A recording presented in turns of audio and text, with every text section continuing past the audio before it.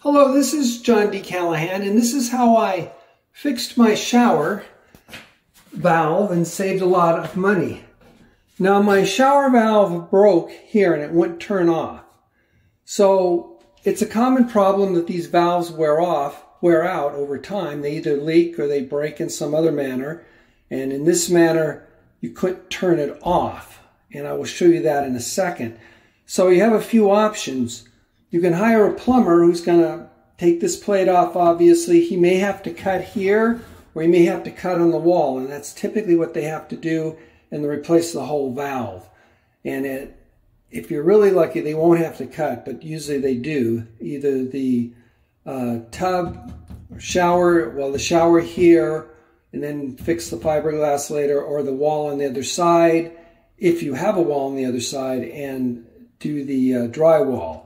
So that's obviously going to be, not obvious perhaps, but it's probably going to run you $500 to $1,000 to hire contractors to fix this. Now you can do it yourself, and maybe the parts will cost you $50 to $100. You know, if you have to do the drywall and you get the valve and any ancillary parts, if you're lucky, 50 bucks, maybe $100. So that's 10 times less versus 500 to 1,000.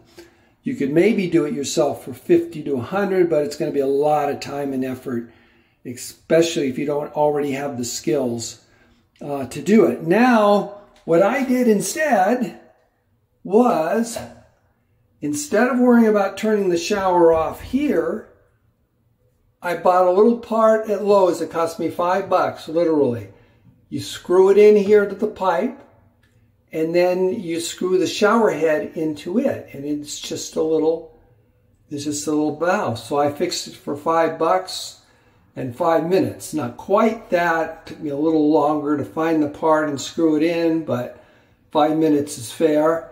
5 minutes and $5 approximately. So what you do now is you reach up and you turn the shower on.